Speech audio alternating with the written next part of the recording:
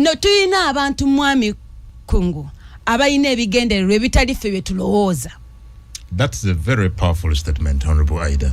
Nga bw'abeera mu bantu ayogera bali abantu kye baagala okuwulira naye nga kyakola kitta kiri abantu kye baagala okulaba. But I hope you know the weight of what you're saying. Absolutely. Bemwe bali mu National Unity Platform. Abakulembeze. Ng'omusajja omulaba pick up people power, but at the back of their mind tebategeeza people power. Explain that. In relation to Gomba, Jewali Wesimbi. Explain that. In relation to Gomba, njagala nkulage nti ofunye nnaku yakukungidde abantu. Ofunye nnamulindwa akukungidde abantu. Otuusa ogaba kaadi ogiwadde omuntu gw'omanyi gwe baagula edda. Nja kuwa ekyokulabirako mwami kungu olaba omupiira. Era ndi mwogezi wa Man U. Wali olabyeko coach wo ng'azannyisiza omuzannyi alina injury. What does it show? Singa olaba omuzannyi alina injury nga yali mu kisaawe. Kireka baya betinze nga ayagala bakuwangule kati otegedde. Kati ekyengezaako okugamba nti eno olaga abantu nti oyagala buwanguzi naye ate eno wansi byokola tebireeta buwanguzi. Ebikolwa biri contrary with the results, the desired results or the desired goal. Naye era babikola of course balina intentions, and those intentions are the right time. Abantu bajja kuba bazikola ki? But Mrs. Nakuya, mwaina process which you knew from the start na buchebo igenda okutambula. Exactly. 40 vetting, 60 ground. Yes. So you subjected yourself ku process eyo ng'osuubira ki? One, yes. I trusted the process because really? I knew. You trusted the process? I trusted the process kubanga nali manyi that I can do what the process requires. Nchidemu. Process na jesiga kubanga nali manyi nti ekyetaagisa mu process eyo nsobola okikola. Ekisooka genda ku ground. Nakuya mumme bummi muzindaalo. Ne kasita ogumukwasa ground ekyuka. Ngenda kyusa ground ya Kampala Central. Tujja Kampala Central. Ate banna Kampala bamanyi. Tujja Kampala Central. So, natuuka Gomba nenkyusa ground. Mwami kungu ne tuva ku ground nze webanga balwetinga ground energies zenazza ku ground vis-a-vis my opponent. I have a 59 out of 60. Only one. You left. Jenalekera opponent wange. So if it's ground, my opponent yali mu kalulu ekisanje kiwedde.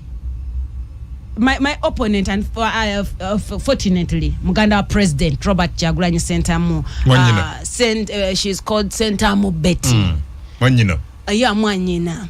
So opponent wange yali mu kalulu luli omulundi ogwaggwa. But nga womanyi ebya weevu abantu balonda omuntu nga n'okumulabako tebamukoze eki tebamulabyeko. Balonda omuntu nga tebamuwuliddeko na biki byavaamu bamala galonda. So that's what happened. Natuuka mu Gomba West ng'ebitundu ebisinga bangamba ffe tetumulabanga nako. Actually we bamuwa kadi bannagomba abamu bamugamba ffe twali tumanyi wabivaako. Nga babuuza nti Simolo Boda aliwa. Until now they ask, and I have abantu abegomba abagamba nakuya ffe wotugamba tugende wetukola ki wetudda. They are even willing okujja Kampala mukaluke Kampala bakanoonye naye nga bavuddewa. So process yali fraudulent. Process. Yes. You're producing Aida as the best candidate. No, that's not what they. That's not what they communicated, Mrs. Aida. That's not what they communicated. The communication was different. Yes. So which process are you talking about? You're producing anakuya. Igwe oyogera bye walabanga bifuluma. Yeah. Nze njogera bye nalaba bye nakola ne bye naketta. My third eye and 60th year were in the National Unity Platform leadership tables. Nze nava ku table ya vetting, and the commissioners abamu ne bagamba akakyala kagejjedde ku pano. I'm telling you. What does that mean? Omuna agamba, meaning you reasoned the panel out. Nze mwami kungu nkubulira ebibuuzo bye bambuuza biringa musanvu wano. Ne answer ze naba wanga nzijjukira. Wavayo commissioner agamba ebyo si bye twamubuuza nkuwa ssente. Nkuwa ssente.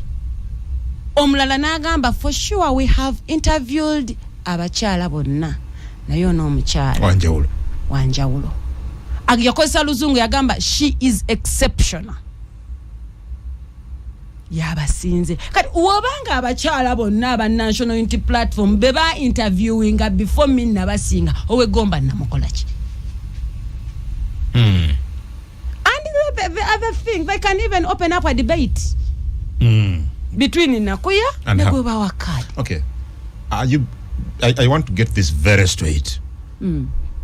Are you being fought against NUP? Munange no mwami kungu.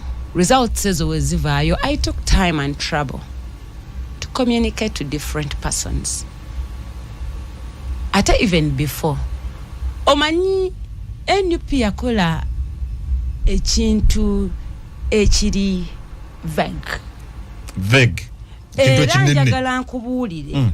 No, vague nga ekintu ekitali clear. Kitegeera? Ekyokugamba nti tugenda kujja ku ground. Njagala bambuulire ku ground wano mu Kampala Central babuuzaani yagamba nti afe mutulekero oyo yekka. Abalekero Lubongoya. Tujja ku Kampala Central. Kale mu Kampala kanzije. Kale ennakawa babuuzaani yagamba fe wano tuyina omu yekka.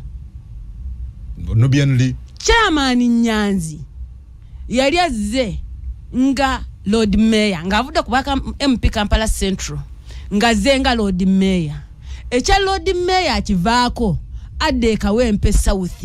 Njagala bambuulire bwe bagenda nga bakola survey ku Chairman Nyanzi abanupu bamugamba oyo mutulekere Kawempe South yetumwetaaga mulete ne Kawempe South. Oyagala bakubulire ki? Babuuza sampling eyo bagikola ku baani.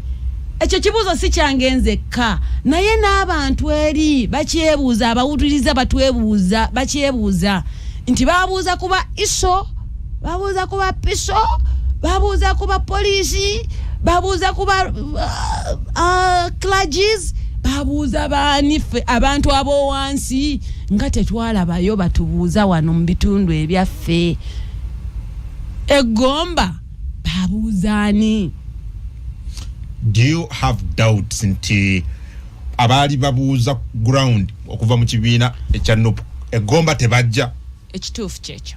Kamegem? Singa bajja Egomba ne bakola kye baali basuubiza nti kye bagenda okufollowinga bandibadde baleeta results. Toyina n'omu yali akugambye nti bamubuuzaako? Siyina amazima gennyini munnagomba yali aŋŋambye nti bamubuuzaako yakambuuza watyanga babuuza NRM. You know? Nakyo kisoboka. What if? However, mwami kungu erinnya lya Nakuya Aida lyafulumira ku list. Saalirako. Unfortunately, erinnya lya Nakuya Aida liva ku list between saawa 2 paka saawa 4. Kumacha. Ezekiro at least yafuluma saawa 4 bya National Unity Platform bifuluma saawa 4. Bya kiro. Naye wakati we saawa 2 ne saawa 4 paka saawa 4. I have my messages here but I don't want to disclose my people for their security and for the love I have for them because they loved me. Who took it off? Akamuleke. Sagala. Okay, you know him or her. So you know him or her. Do you have any personal vendetta with that person? I do not have actually. Little did I know that that person could even send oyo Nakuya mugeza ajja tuwa obuzibu maaso eyo. So I was like bani abeetaaga okukolagana n'abantu abatayina machi. Wajibwa kulistwa magezi go. Someone said, not one person told me, not two people told me that oyo Nakuya mugezi ajafuka unruler tawanye maaso eyo. But I wonder, abantu b'omu ggwanga Uganda beetaaga abantu b'amagezi kutuula mu parliament kubateeseza. Banna Uganda, they need brains that can sit in parliament and bring out issues. Buganda needs brains.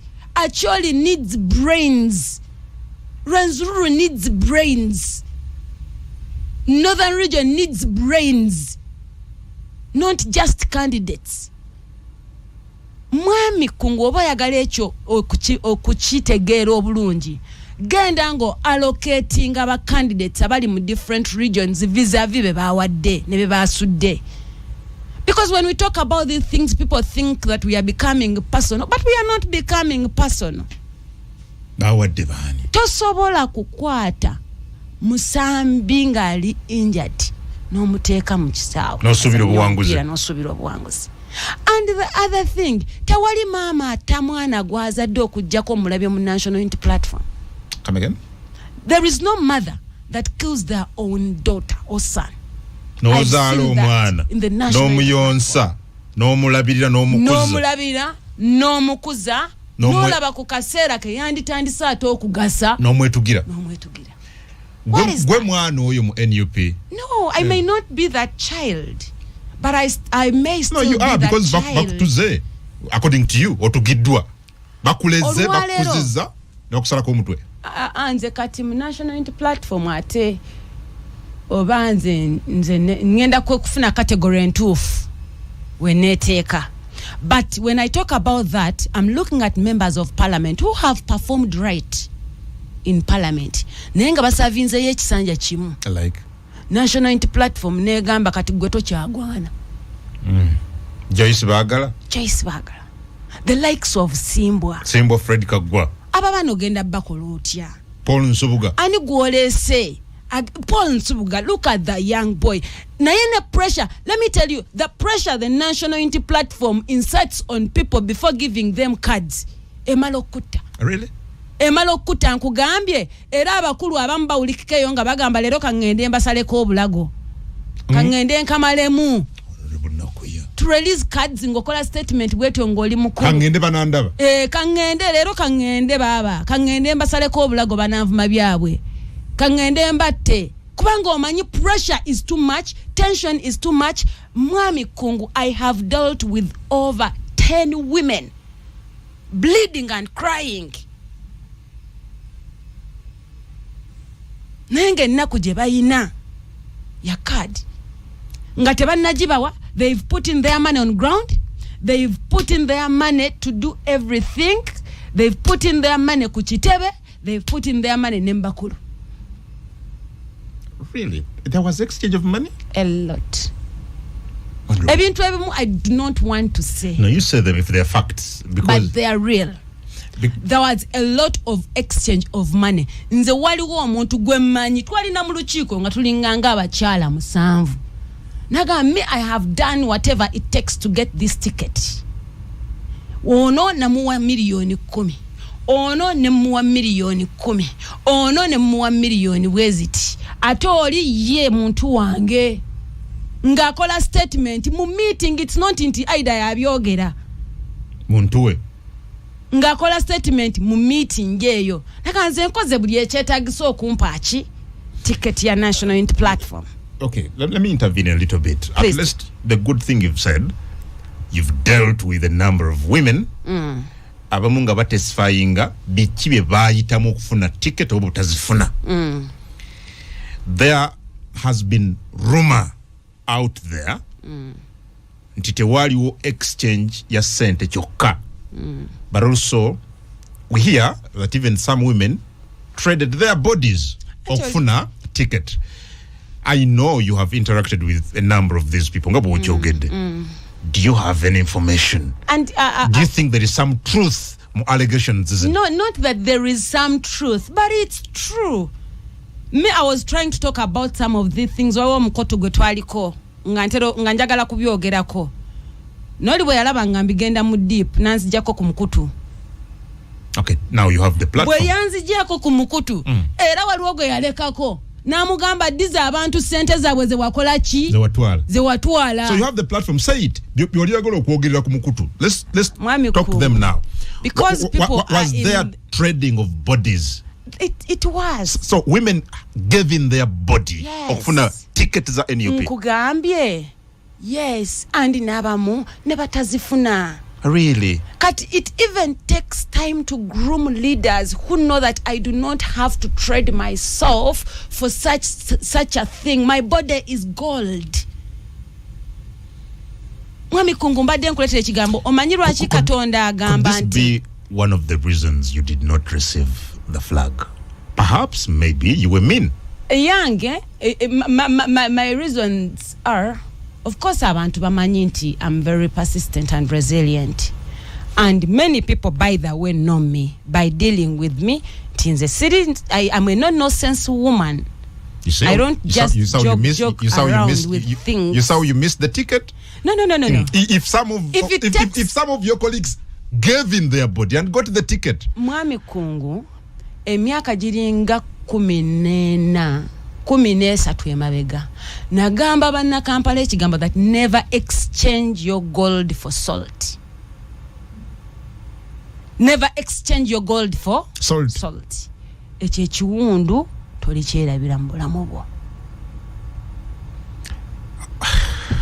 So mwami Kungu, it's quite painful. Bino byenkugamba.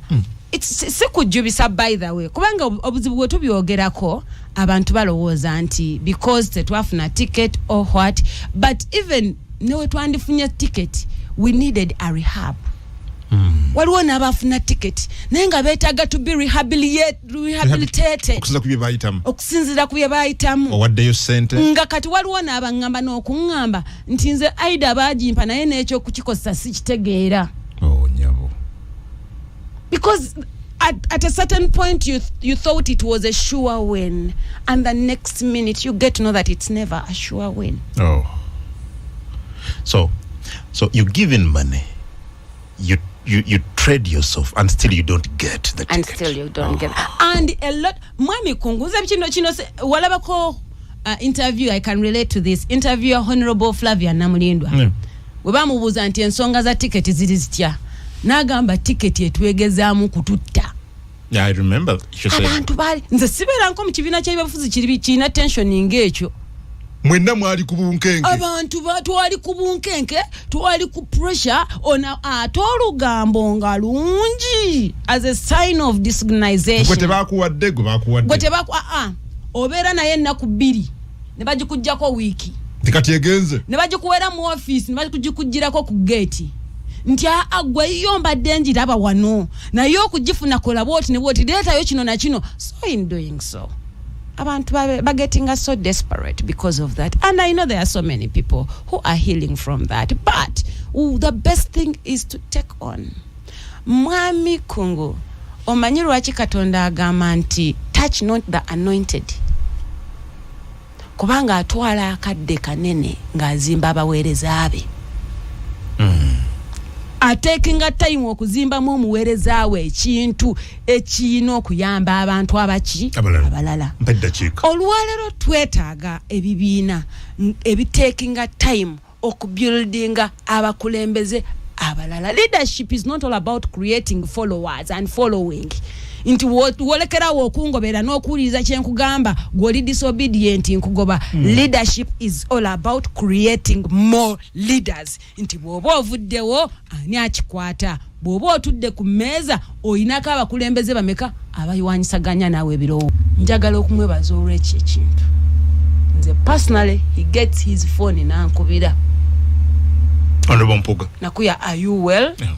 Namugamba I'm okay. Nga kuchekingako just okufinding out emberere eyali ekututte ekiwalazima okomyewo obanedda. Nze I declared for my bid for Kampala Central. Nga simayina kumanya nti waliyo abantu abasobola okulaba mu value. Because woba mu kifo Mwami Kungu. Yeah. When you're not appreciated, when you're not valued, when you're used and dumped, nofuna omuntu oyo akukwata ku mukono akujja mu position n'akugamba look, you are of value, you're worthy a leader, oli muteeketeeke, ekyokukola okimanyi, kyeweetaaga kimu, opportunity na front wokikolera. That has been Mpuga. My first time to meet Honorable Mpuga was ndowooza 3 years back nasooka omusinkana nenjogerako naye mu office yalinga lope naye ate kati keŋŋenda nga nkwatagana naye nga president wa Democratic Front I realize nti muye mulimu omukulembeze bannayuganda gwe tuyinza okwetaaga kubanga obukulembeze si order si kutowa order kino kyensazeewo kino kyensazeewo kino kyeŋŋambye kino kyenjagala biki obukulembeze kuwabulaŋŋana obukulembeze kuteesaganya obukulembeze kuleeta skills za njawulo ku table noleeta eyiyo nendeeta eyange and we perfect ourselves for a better Uganda for a better persons betuyina okuba obukulembeze si kusowaŋŋana buli kiseera a leader recruits leaders a leader does not recruit hooligans osanga omuntu nga amazima genyini hooligan naye nga ali mikono emituufu n'atabeera hooligan n'atereera nze nyina abaana bangi benkutteko ng'omusanga ng'omwana ava ogugamba omukama mwami kkungu nga gunene bwe guti naye n'omugamba my girl that's not cool you shouldn't say that ekito kyogera naye waliwo abakulembeze nga ye kyakola kuteeka waani anaavumaani era nebaza president wange kubanga waliwo ebintu ebyenjawulo byakoze national indie platform ebadde yatussa ku level ng'ekukuba n'esalawo n'enkaaba gy'olina okukaaba ng'ekuba oluyi n'egamba bulira toyogera ebadde yatadde ku level nga tulinganga abali ewaka naye ng'obakuleseewo ne house girl ate atulugunya because there are those ones that are mothers they help us at home but at the same time mothers baagala abaana naye akulaba n'akukuba ng'okubamu akafaananyi ng'oli muzadde omwana wo olina amala n'amuvubika n'ekitawero ku mukama oleme kuwulira ddoboozi lye awo we twavudde ffe abamu ne tugamba bino ebyokutukuba okutusaanyaawo okutta kariya zaffe at the end of the day ne mutugamba tonyega tobaako kyonyega otta kariya ng'olwedde ogisse singa mwami kungu aida naku ya savayo gamba nti nzija Kampala Central nga independent candidate wandi mpisa wano ku talk show nedda okitegeera eri baŋŋamba togeza era gw'oli devil era gw'oli ki oli failure tosobola na kuweza buluki 10 banna Kampala bagenda kutegeera ensonga ate bagenda kulonda ensonga tebajja kudda ku wave kubanga bamanyi ti wave ebaleetera ebyerya ate banna Kampala watunira rekodi ya Kampala Central terimu birerya Kampala Central yaina Honorable Francis Babu nga musajja ayokya musajja ate bolinga ensonga nereta Lord Mayor currently Salongeri Yasulukwago naye nga ayokya ensonga z'abasuubuzi agitegeera nemala nereta Honorable Nsereko ng'ensonga azikola ki azitegeera so kati wobanga onoonya ekintu kyonna ekikola obulungi olina okunoonya ekyefaananyiriza ekyo oba ekisingako oyo ye value president wa Democratic Front gye yalabye mu nnaku ya Aida n'amugamba jangu tusobola okukola nga team nomination simba wonga president because I knew there are people I need to push as a party nagamba the resources I was going to use jangu tumusasulire because us going mu primaries ogende gomba mwami kungu it was a lot of money that was spent sente nyingi zagenda naye olina atazitunulira nazitunulira natatunulira efforts but as you're not seeing the value of someone wali yagikola ki akiraba mwami kungu ate era ne national unity platform siginenya nze ndi mukyala ewaka nfumba era nnonda ebijanjaalo bwe nnonda ebijanjaalo nzijamu buli kifu kyendabye ng'ekifu n'enkikola ki n'enkikasuka abali mu kyalo oba abakulirako mu kyalo ekyo ekintu bakiraba naye waliwo bikasuka buli lunaku era mu ebyo walabanga mu bifu mubaamu ebimera kyokka nga bino bye walabanga biramu wabirya dda n'okubifumba wabikola ki wabifumba kati president wa DF kye yalabye nti bino bye bijanjala ebifu bye mwasudde kasasiro nze ndabyemu ebimera era ebyo ngendo fukirira bikola omuti omugumu ye Nakuya Aida ye Aisha Waligo ye Nakandi ye Joani Rule ye Musiri n'abalala bangi actually list badde njirabo wano ndaba ekibiina kyo kati kya DF kifumiza wano olukalala mu butongole Aida Nakuya Kampala Central Nachanja Anet Mawejje wa Kiso District mbaka Parliament mchala John Le Nachintu mbaka mchalo wa Mpiji David Musiri Machindie West n'abalala so kati ekyo njagala nkimwebalize in the matters of swimming the style matters. In the matters of swimming the style matters. Nti oyinza gwe okwagala okuswiminga ng'ekikeri oli omulala najjira ku bank ate omulala najjanga ali straight bonna batuuka kati mwami Mpuuga yagambye osanga style y'abali engeri gye baawuzeemu balonze nga ba best swimmer kale nanga bana abatalondeddwa nga ba best nange kamba fuule ba best swimmers.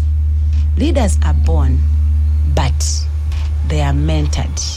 Omukulembeze yenna bw'azaalibwa n'ata mentoring bw'afa. But are you ready for the insults, abuses?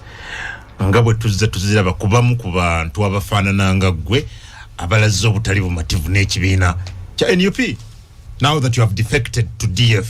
Mwami Kungu, leadership requires courage to make decisions.